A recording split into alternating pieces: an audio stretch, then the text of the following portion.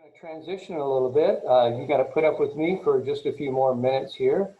I wanted to visit with you just to kind of help inform you a bit about our comprehensive strategy for advancing soil health. Some of you that did have the opportunity to see the video that was running before the meeting got started, this will not be news to you. You will have seen some of it before, but hopefully I'll go into just a little bit more detail here with the time we have available. You know, I kind of already hit on a lot of these things earlier on the challenges that we are really facing, not with just our natural resources, but with our ability to feed another 2 billion people just by the year 2050 in just 30 more years. And the fact is, though, we're losing our ability to grow that food. For example, just in the United States, about 40 to 60% of our precious organic matter that we rely so heavily on in food production has been lost in many of our predominant agricultural soils. We also know we're increasing greenhouse gas emissions. Climate change is real. Significant periods of drought and heavy rain, essentially increased intensity of all these extreme, weather disruptions too. And as I mentioned also a while ago, water quality is a very significant challenge. Here in the U.S., the U.S. Environmental Protection Agency determined that some 78% of our nation's waters and streams are in only poor to fair biological condition. And not all of it, but a significant portion of it was aimed towards nutrients coming from agriculture. So these are some really significant challenges, and we know that soil health is a way that we can address so many of them. It's been very well documented that soil health practices are a way to build soil carbon. We know that, for example, like in this picture here, the no-till practices, as that plant material decomposes and goes through that humification process, the leaves, the stems, the stalks, they actually become part of that soil humus, a part of that soil organic carbon. And of course, that's really important for carbon sequestration and reducing greenhouse gas emissions, but it's also important to the farmer because it can really help them build things like water holding capacity, which I'll show you in just a moment. But first, I wanted to show you that this is not just really kind of pie in the sky type of stuff. This has been shown in the peer-reviewed scientific literature. This is an example of just 6 studies in 6 different states in the U.S. Comparing carbon in conventional tillage systems with carbon in a no-tillage system. You can see it increases on down the line from 23 megagrams per hectare to 26, 60 to 71, 46 to 58. You can read the numbers. And again, as I was saying earlier, the significance of this to farmers is that this relationship right here. When you increase organic carbon, you can significantly increase the available water holding capacity in the soil. And so that can therefore help them basically build drought resilience. Now, I'm always careful to tell farmers and ranchers that this does not make it rain. But what it does do is it helps their soils and their plants and their animals feeding on that plants make the most of every drop of rain that they receive. And it also helps even with irrigated agriculture, be more efficient, perhaps be able to use the irrigation systems and therefore consume the energy less often if you can increase your water holding capacity in the soil. Now, there's also plenty of peer-reviewed literature that shows that improving soil health, you can increase water infiltration and you can reduce runoff, so therefore reduce nutrient losses. But instead of showing you data, I just wanted to show you this picture here. On the left side of the fence, you can see where they were using soil health system. In this case, it's a no-till system, compared to the right, where they were not. They're conventionally tilling. The soil on the left, after a heavy rain, you don't see water standing. It's now infiltrated. But on the right, it's still ponded. And, this is a pretty level piece of ground here. But if it was on a sloping hillside, then that water now would be running off and taking nutrients with it and would end up in our waterways. course, there's a number of things going on here, but one is on the left side of the fence, the crop residue, that's really helping protect the soils. And so those aggregates, those combinations of the sand, silt, clay, sand, silt, and clay particles that combine into what we call aggregates, those are much more stable in that kind of situation. On the right, if the soil is not protected, so the raindrops, the rain splash will disrupt those aggregates. So the individual sand, silt, and clay particles will now settle out together and can prevent more water from being infiltrated into the soil. So that soil on the right now is not going to be in as good a situation for the farmer or rancher, if this is on rangeland, to basically withstand longer periods of drought.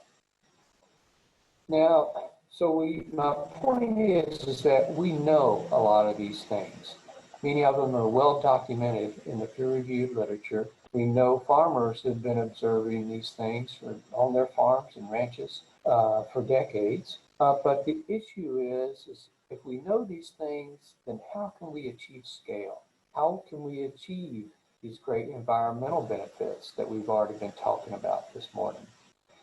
Well, that's where it starts with us, is that the most critical ingredient for achieving scale is our farmers and ranchers. Because these are the ones that are going to be managing those lands. These are the individuals that will be making those decisions every day about what management practices they're going to use. And so that's where we start with our comprehensive strategy, with the goal of increasing adoption of these soil health management systems. And that's also why the first thing we ask ourselves is, what type of information does a producer need to know when he or she decides what practices to follow and whether or not to adopt a soil health management system? The first piece of information that they tell us they need is information on the business case. And of course, that makes a lot of sense because they're businessmen and women. They need specifically information on the profitability of the system. They need to know whether it will increase or reduce their economic risk. They know, will it really build drought resilience and therefore provide more yield stability? Will it impact the value of their land? Will it increase or reduce the inputs that are now required? And our experience is that it does some of both. And generally, many of these farmers that are adopting soil health systems, they also are very, very keen on addressing their nutrient management. And so they often really step it up with their nutrient management and following the right approaches for what it's called the 4 R's for placement and the right timing and the right source of nutrients in their soil. So all this is part of the soil health system, is nutrient management. And many of them also are increasingly asking if they can essentially, kind of get credit for the carbon, for the water quality, those types of benefits that they're providing to the environment. But beyond that, they also need to know how to measure it. It's really kind of unfair, quite frankly, for us to ask them to manage something if we can't tell them how to measure it. So we need to be able to tell them what the best indicators are or the best measurements are so they can assess their current status, but then also monitor their progress. And they need to know how to interpret that and need to know what their carbon sequestration potential is of their soil, because it's different for different soils. And unfortunately, a lot of folks don't seem to recognize that different soils have different capacities to sequester carbon. But at the end of the day, it also comes down to very localized soil health education and training programs, and that's essentially because all biology is local. One particular cover crop may work in one area, but not another. One may need a different planting date or a different termination date, depending on the climate or the soils. And sometimes even just what side of the hillside can make a significant difference in those types of things. So it needs to be a very personalized soil health system. And as we were just talking with Jay about, we need to be able to meet farmers where they are and help incorporate these soil health management systems into their production system. Excuse me. Now, of course, research and development really kind of backstops all that. It provides that research information that we need for that business case and for those measurements. You'll hear a lot more about that over the next day or two. Now, one of the tremendous opportunities is really understanding and managing the microbiome. And I think this also, kind of tees up one of Jay's questions that he was asked, is essentially the effects of the use of pesticides and herbicides. And I would suggest that to the extent we can really understand that chemical signaling between the plant root and the microbiology in the soil, then we can therefore know what plants to grow, what species of cover crops to grow in order to facilitate a particular type of microbiome in the soil that would help suppress plant pathogens, that would help enhance nutrient availability, help build aggregate stability, help increase carbon sequestration. So that's just kind of one example. There's many other opportunities we think for like the building a decision support tool for helping farmers increase carbon sequestration, optimizing nutrient use efficiency. And then one that's really largely untapped is understanding the relationships between soil health and then human health. But after we get this level of adoption, we feel like it's really important that we don't stop there, but that we also quantify the impacts of that adoption, because impacts on productivity directly ties back into that business case, but it also impacts on things like carbon sequestration, water quality, water quantity, greenhouse gas emissions. Well, that ties right into our policies. It helps us have better informed policies.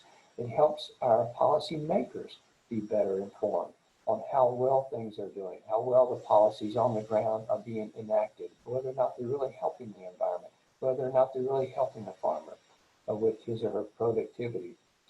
And so that's why the arrows go back and forth there, because that is really an exchange of quantifying those impacts and adjusting the policies in an appropriate way. But quantifying those impacts of that adoption doesn't also just help us inform our policies, but it also now gives us really the ammunition we need for informing consumers, like on the environmental benefits, that the food and the fiber and the fuel, basically that's grown using soil health systems, what environmental benefits that has. And so what we really want to get to is a particular place where there's a market demand for food and fiber and fuel that's grown using these soil health systems, so that all this becomes more self-sustaining, so that there are financial incentives built in to our food and fiber and fuel production system, so that farmers, are rewarded and have that opportunity and that additional incentive to adopt these soil health systems, provide those environmental benefits for all of us. So with that, I think at this point, we are going over into a break. And so let me see, at 1:35 Eastern time, I will get going again. So thank you so much.